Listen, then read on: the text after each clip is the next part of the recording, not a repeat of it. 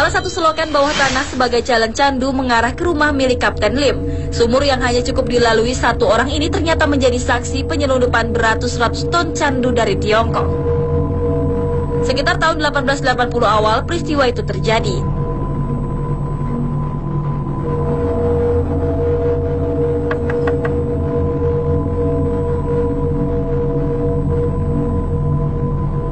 Kapten Lim pun mulai dicurigai oleh pihak pemerintah. Beberapa kali inspeksi mendadak tentara kolonial Belanda tak membuahkan hasil.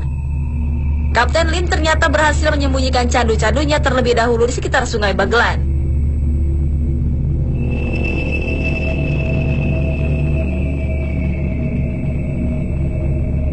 Konflik internal lah yang akhirnya mencelakakan pedagang yang telah membaur dengan rakyat Lasem ini.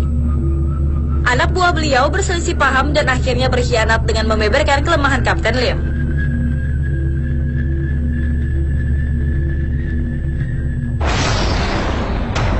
Malam kelabu itu dimulai selepas maghrib. Penggerebekan rumah tinggal Kapten Lim dilakukan secara tiba-tiba oleh beberapa kompi pasukan Belanda. Dalam kondisi yang tidak seimbang, semua pembantu Kapten Lim tewas. Pada saat itu Kapten Lim beserta istri dan anak-anaknya terkepung dalam sebuah ruangan. Tanpa pikir panjang, tentara kolonial mengakhiri hidup sekaligus cita-cita Kapten Lim dalam membesarkan rakyat Lasem kala itu. Tragisnya, anak-anak beliau yang berusaha melepaskan diri dari kepungan Belanda ikut terbunuh dengan cara yang sadis.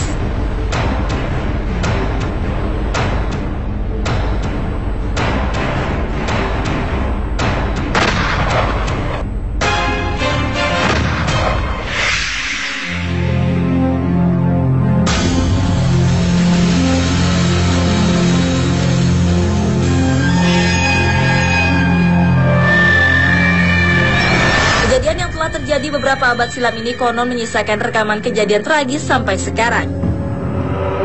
Tak ayal kesan angkerlah yang pertama kali terbesit pada rumah bernilai sejarah tinggi ini. Aura kekejaman Belanda, tangisan misterius hingga beberapa kejadian di luar nalar kerap dialami penjaga rumah ini. Dulu saya kan di sini kan ditinggal sama bos saya Tiamyo sampai jam 12 malam. Ndak kesini bos saya, terus saya pulang sini lagi dilihatin itu ada orang hitam itu besar gitu. Bayangan misterius dan sosok-sosok berpakaian khas Tionghoa itu bak ingin menyampaikan sebuah pesan. Hilir mudik dari satu ruang ke ruang lain.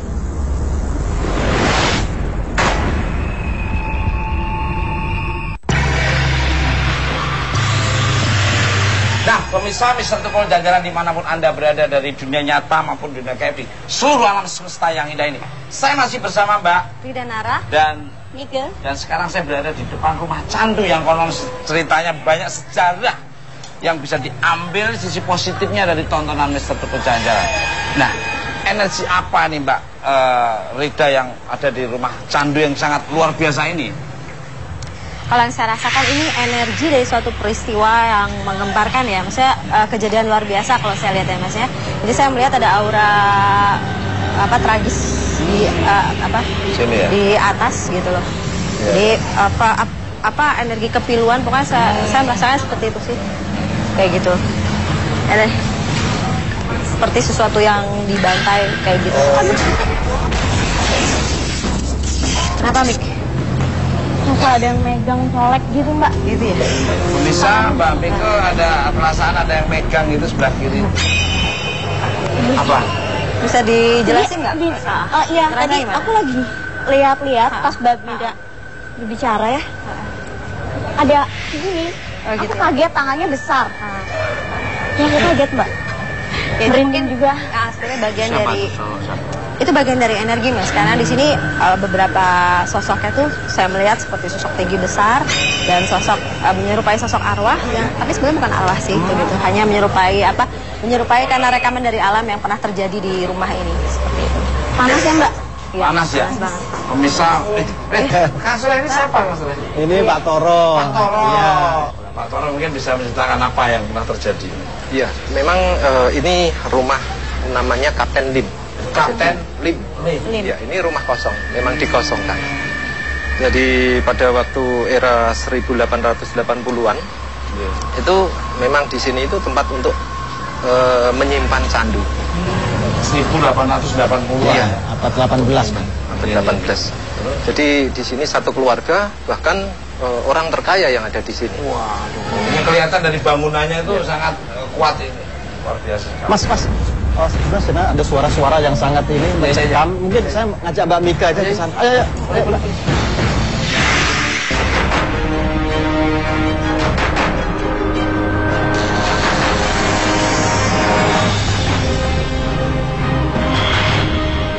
Nah, pemirsa Mr. Tukul jalan-jalan dimanapun Anda berada dari dunia nyata maupun dunia gaib di seluruh alam semesta yang indah ini. Sekarang kita akan menguak Kapten Lim itu siapa.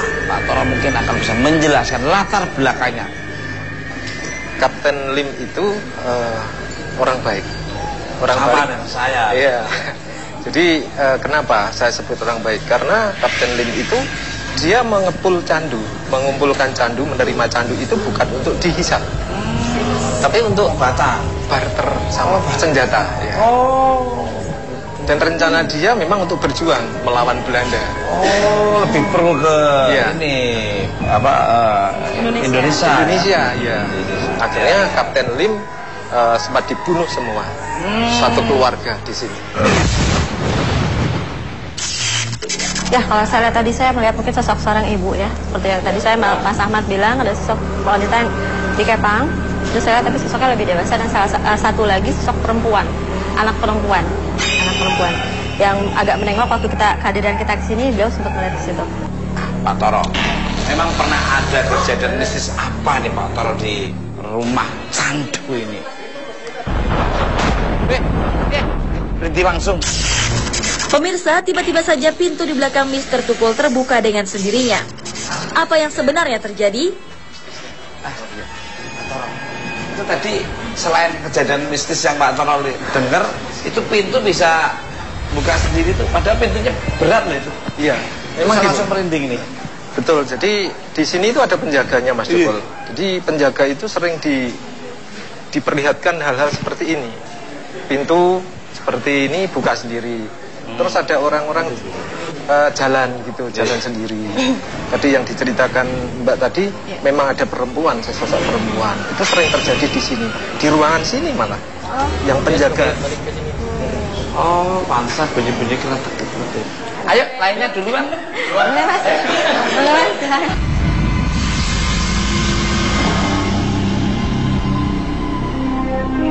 Kalau Mas Ahmad, flashback atau Mbak Rida mungkin bisa ceritakan apa yang dilihat. Saya melihatnya dulu dari kayu ya, di pojok sebelah sini, dan seorang ibu yang tadi itu sedang berbaring di situ, sering beristirahat di sini. Iya. Ada informasi apa lagi nih Pak Toro? Iya, masih ada ruangan-ruangan yang Mas Tukul harus diketahui Mas Tukul ya. Ada lubang itu untuk jalan candu ya, membawa candu dari sungai ke kamar. Penasaran seperti apa lubang itu, ada misteri-misteri apa, ada sejarah-sejarah apa yang akan terlihat oleh pemirsa Mr. Tukul. Ikuti terus Mr. Tukul jalan. Siap.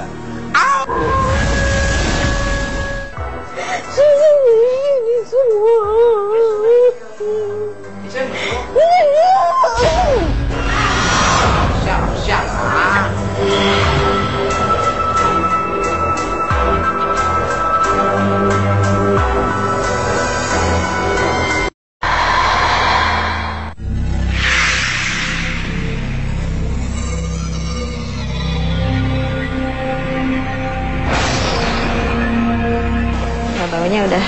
Wah, Baunya. Ini di ruangan yang ada lubang. sini. Ya, sini itu lubang. Pemirsa, sini lubangnya. Ini merinding. Bagi saya tunjuk merinding.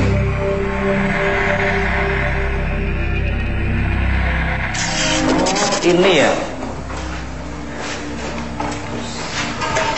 Wow.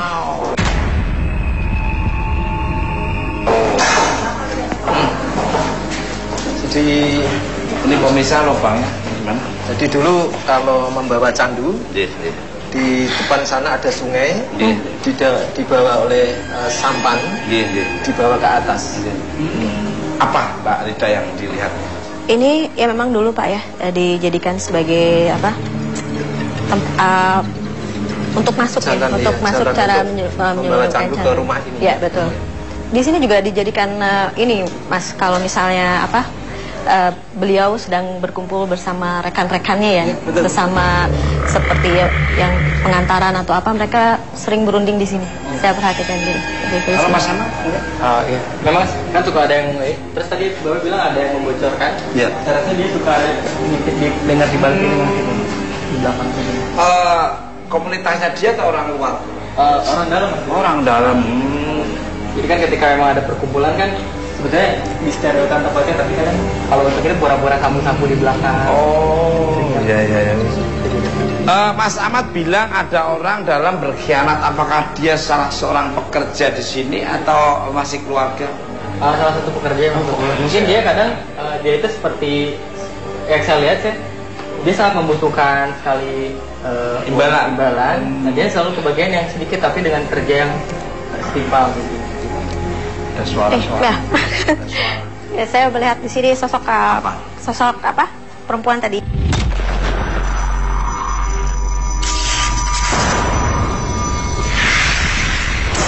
Jadi saya waktu tadi itu di tempat penyimpanan itu saya sempat melihat sosok anak lebih tepatnya remaja ya. Remaja berambut putih melongok seperti ini. Saya cuma melihat rambut ini ya seperti ini gitu. Rida dirasuki oleh sesosok wanita dengan kesedihan yang mendalam. Apakah sosok ini merupakan residu energi dari salah satu putri Kapten Lim?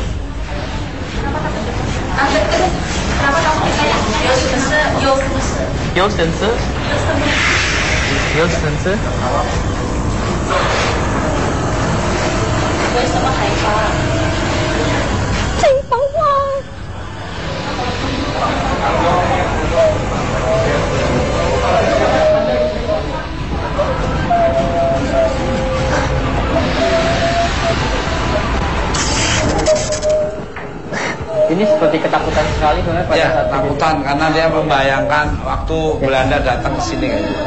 Oh, ampun. Dia ampun.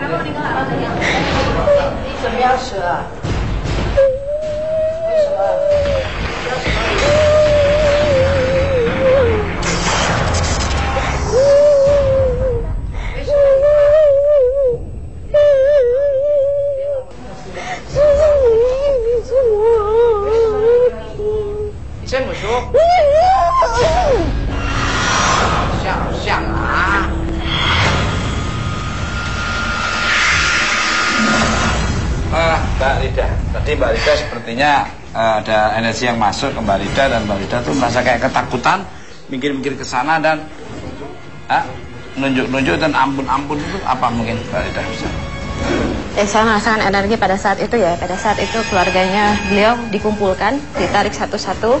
Saya pada saat itu merasakan ketakutan yang luar biasa, ketakutan yang amat sangat gitu. Saya juga nggak bisa mendeskripsikan ya. Sampai saya berdebar sekali gitu pada saat itu gitu. Karena dibentak, itu saya merasakan dibentak dengan bahasanya yang kita sendiri nggak ngerti bahasa apa gitu, seperti itu. Dan ditendang karena disuruh moving. Jadi pada saat itu ini posisinya ini, jadi ada satu lemari gitu, lemari yang paten. Jadi ini tuh lemari kayak apa ya, kayak kalau saat ini tuh kayak perabot yang nempel di tembok gitu loh. Jadi posisi dia sembunyi di sini, itu orang sulit meraih dia pada saat itu. Jadi akhirnya seperti celah gitu, celah sedikit. Jadi mungkin karena anaknya kecil kali ya, jadi muat di dalam situ gitu loh. Dan itu dipaksa suruh keluar, akhirnya dibongkar, dipaksa keluar dan dikumpulkan bersama keluarganya di sana gitu. Dan pas dia kena itu, saya udah kehilangan dia. Nah, Pak Toro, kejadian tragis ini terjadi di mana ini Pak? Kalau ini kan ruangan sebelah kanan dari rumah ini ya tadi ya. Di belakang ini masih ada tempat lagi yang pada saat itu tempat kejadian itu. Di sana malah keluarganya Kapten Lim itu di belakang semua. Ada 2 kamar di sana. Ada berapa orang? Kalau orangnya pada saat itu sekitar ini ya menurut sejarah. Ada 6 orang pembantu, terus ada 2 anak, terus Kapten Lim dan istrinya.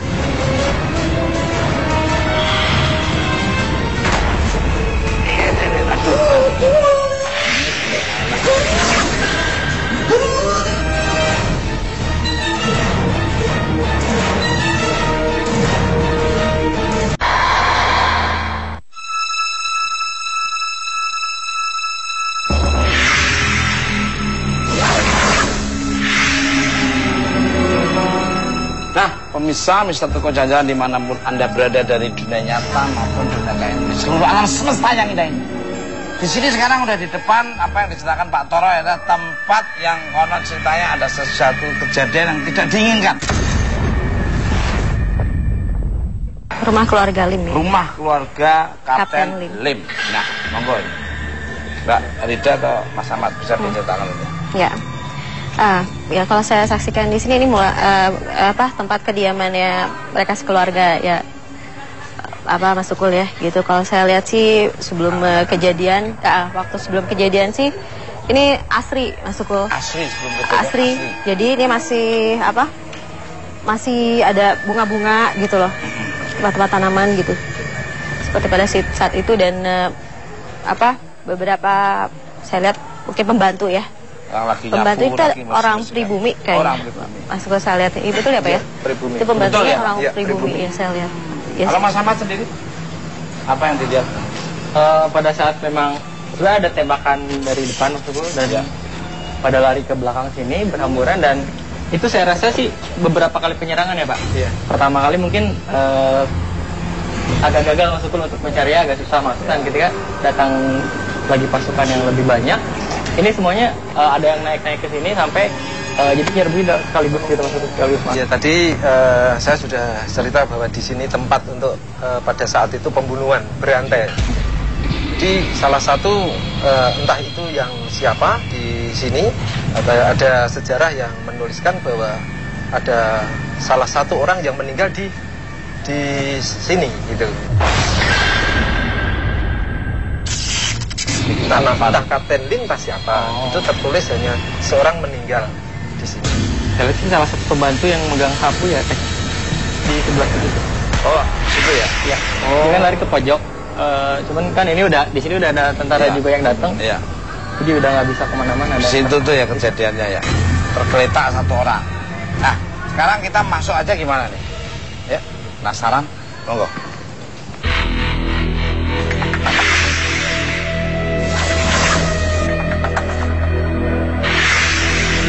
Apa Mbak Rida ya? Enggak. Kalau itu mau masuk kok menangis.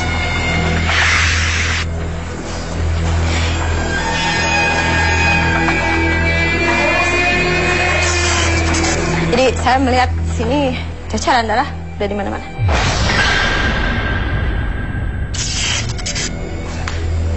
Lantainya warna merah.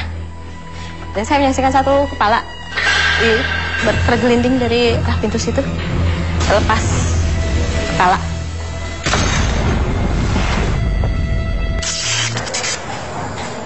Itu sih yang saya lihat. Mas Ahmad sendiri?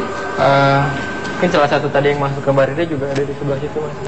Tadi kelihatan di sebelah situ Mbak. Ya. Ayo masuk aja. Seperti ketakutan. Masuk ya. Ya, kita langsung masuk aja. Tengah, di sana tempat tidur anak-anaknya. Kejadian di mana Pak Toro? Di sininya. Jadi gini, yang sejarah yang tertulis bahwa dulu pada waktu terjadi pembantaian di sini itu sempat di sini itu 2 anak itu terbunuh. 2 anak terbunuh. Ya. Dan seorang istri yang saat itu juga di ruangan ini, menurut sejarah itu ada 3 berarti di sini. Terus ada lagi di sini itu pembantu. Pembantu, terus di belakang juga ada yang meninggal, jadi semua meninggal. Kita langsung masuk ke kamar sana. Di sini ruangan kamar untuk anaknya Kapten Lim. Ya.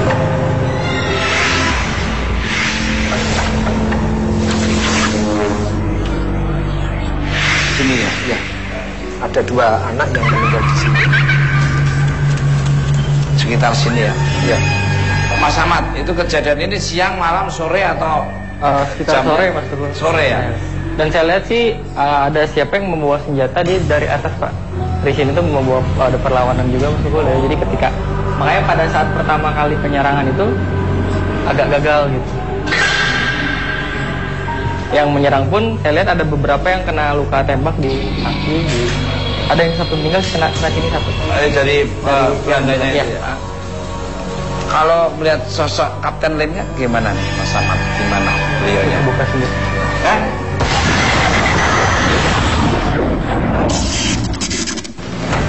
Sekali lagi bagian rumah ini terbuka sendiri. Hal ini membuktikan bahwa tempat ini memang memiliki kandungan energi gaib yang besar. Atau memang sosok-sosok di ruangan ini ingin menunjukkan eksistensinya. Setelah kejadian itu, Ahmad menangkap energi dari Tuan Lim. Mediumisasi dilakukan.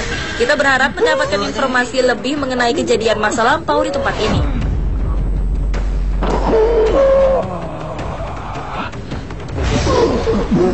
Namanya siapa?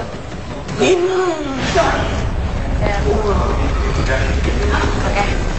Ini sosok Kapten Lim ya, sepertinya ya, Kak Toro ya. Nah, sosok Kapten Lim bisa berbahasa Indonesia, Kapten? Bisa bahasa Indonesia? Ya, bisa. Anda tertembak nggak?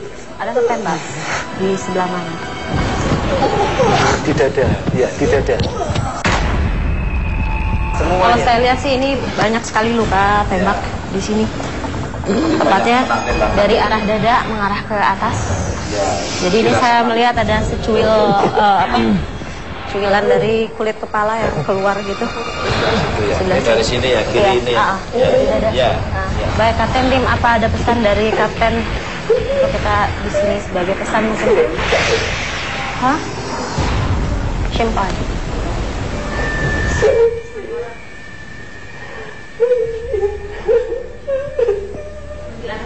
Dia berbicara soal keluarga kayaknya. Ya, manggil-manggil keluarganya. Kami di sini bukan orang jahat. Kami di sini sebagai sejarah kekejaman bangsa Belanda.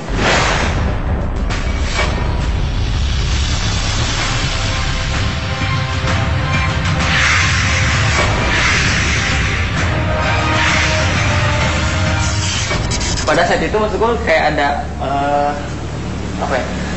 Kan susah untuk masuk maksudku. Ya. Nah, jadi pada saat Belanda itu membawa seperti kelelawar-kelelawar itu dimasukkan di sini sehingga itu makanya tadi kamu dari atas itu masuk beberapa dan ngajarisasi salah satu terus. jadi pada saat mereka bingung dengan kelelawar itu dan ada yang meresap masuk di atas. Kayaknya sih di situ ada lubang apa di atas? Ada Pintu ke atas. Ya, Ya, di situ. ada. Saya rasa masuk lewat lubang situ, ngegebrak masuk dan ya terkelabui sama si kelelawar itu. Saya rasa kan ada sekitar 9.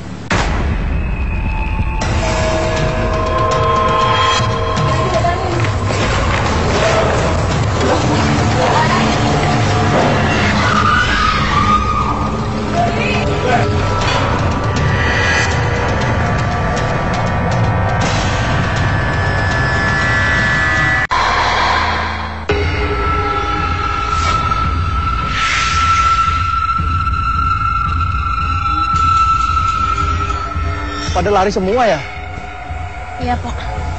Kalau Mika ketika sampai sini apa yang dirasakan? Dirasakan seperti apa? Di sini ada sosok perempuan ya. Nah, seperti apa cerita perempuan itu? Gimana loh apa? Sosok seperti gimana? Sini.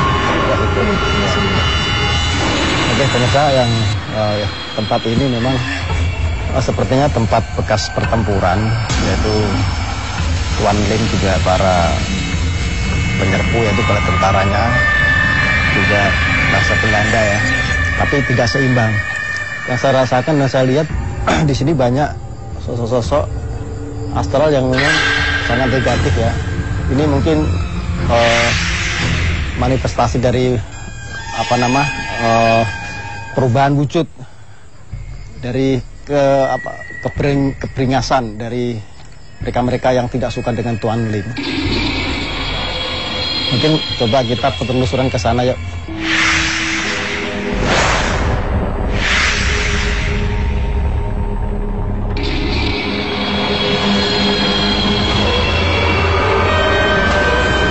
Duduk, dia duduk. Duduk, dia duduk. Nah, coba ajak salaman. Pemirsa, sosok nenek-nenek ada di situ dan dia berhadapan dengan Mama Mbak Rika.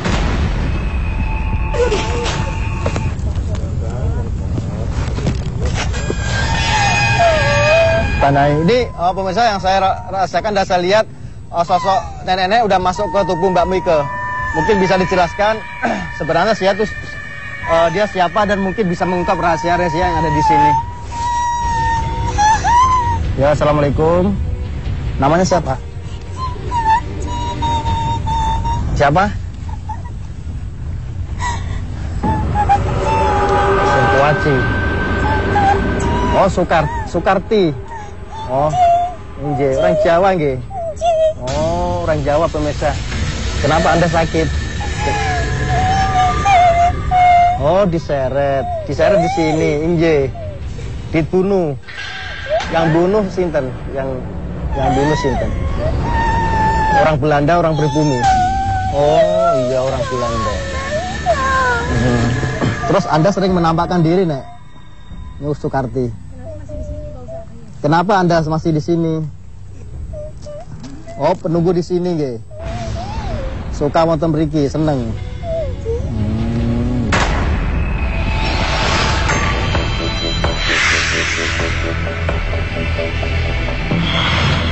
Mbak Mika, tadi seperti apa ketika masuk gelap atau masih sadar atau? Gelap, pusing, mual. Sosoknya seperti apa, bisa digambarin? Wanitanya? Ya, rambut digelung ya? Iya. Terus? Kain. Pakai kain saya gitu ya? Bajunya segini, dia sering pegang tongkat apa sebut. Iya. Gemuk apa kurus orangnya? Nggak gemuk, nggak kurus. Sering ya? Oke pemirsa, mungkin observasi kita sudah cukup karena saya juga tidak sabar lagi karena untuk memvisualkan di atas kanvas dari beberapa tragedi yang ada di sini. Ayo Mbak Mika.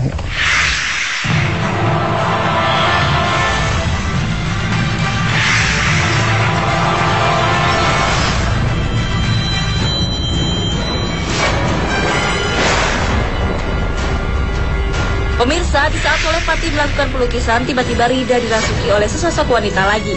Dari perangainya, ia suka bersolek. Sepertinya sosok yang merasuk ini adalah istri dari Kapten Lim. Namun tiba-tiba saja sosok yang merasuki Rida seolah ingin berontak. Konsentrasi syuting pun agak terganggu dengan tingkah sosok ini.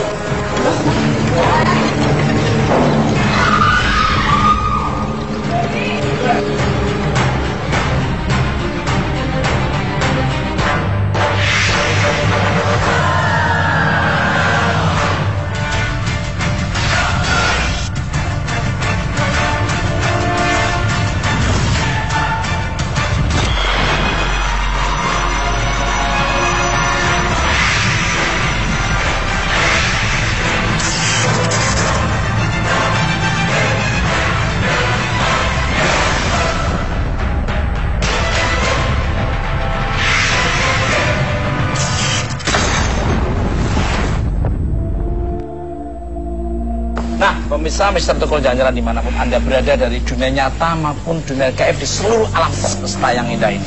Sekarang kita sudah kumpul tim Mr. Tukul Jalan-Jalan dari Kang Soleh Pati, Mbak Mika, Mbak Rida, Pak Toro dan Mas Ahmad. Tadi Kang Soleh Pati memvisualkan energi yang ada di sekitar rumah candu yang banyak sejarah yang bisa diambil sisi positif dari tonton Tukul Jalan-Jalan.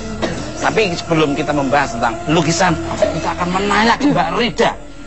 Yang tadi setelah Kang Soleh Pati mau melukis dengan keahlian yang tidak semua orang, tapi Mbak Rida tiba-tiba masuk energi yang sangat luar biasa sekali. Tolong bisa diceritakan Mbak Rida.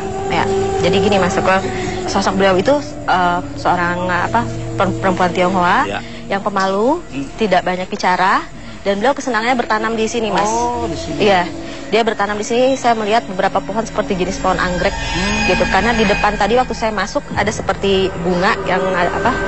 Dan itu ada seperti guci isinya beberapa bunga seperti itu ya. Dan sewaktu saya merasakan itu, secara nggak sengaja saya merasakan juga waktu pada saat kematian beliau, pada saat itu beliau berada di luar sini, tiba-tiba dari arah sana keluar seperti bukan ini ya, misalnya bukan centeng, seperti mungkin penjaga rumah sini seperti mengabarkan suruh masuk, karena sudah beberapa ada orang Belanda di luar sana. Jadi beliau menumpahkan, dia seperti membawa baki gitu, menumpahkannya langsung berlari ke arah sini. Maksudnya mau menyelamatkan anak-anaknya, karena ada satu orang anak di sini. Nah, satu lagi di sebelah sana, Mas. Kalau Kang Sulepati nih, monggo nih. Iya, Mas. Jadi ketika saya melukis memang ada kesulitan. Terbukti dari ketika saya menggambar lubang yang buat nyimpan jalan tandu ya. Ini. Tapi sebenarnya ini ada penunggunya, Mas. Makanya sampai sekarang pun susah untuk mungkin direnovasi atau apa. Soalnya penunggunya ini seperti ular yang memang punya kekuatan sangat besar. Ularnya merah ya. Ularnya merah ya. Mata, ini mulut. Cuman ketika saya gambar tadi cuma nongol aja kepalanya kan sedada gitu. Dan ini sosok ini putranya Tuan Lim, remaja ya, tertembak di kepalanya sama di dada. Dan ini Tuan Lim yang udah sepuh dia. Cuman dia pakai kaos ketika ada pembantian, dia pakai kaos. Ini tertembak banyak banget, Mas. Dan ini pembantunya yang orang Jawa. Ya. Kalau Pak Toro ada pesan nggak untuk masyarakat atau para pengunjung atau siapa saja yang datang ke sini atau mungkin orang-orang dari mancanegara atau ya, kalau saya pemerhati sejarah ya, Mas Jepol ya. Jadi saya kira itu tidak perlu takut. Tetap di sini itu satu peninggalan bangunan yang menarik sekali. Wisatawan yang mau berkunjung ke sini seperti biasanya tidak perlu takut. Oke, pemirsa Mister Tukul Jajalan dimanapun Anda berada dari dunia nyata maupun dunia gaib di seluruh alam semesta yang indah ini. Ambil sisi positif dari tontonan Mister Tukul Jajalan, yang negatif jangan diambil. Kekuatan yang tidak bisa tertanding ada kekuatan dari Allah Subhanahu wa Ta'ala, Tuhan yang Maha Esa. Tunggu kehadiran Mister Tukul Jajalan di tempat yang berbeda, yang ada budayanya, wisata, misterius, mitosnya. Ikuti terus Mister Tukul Jalan. Au!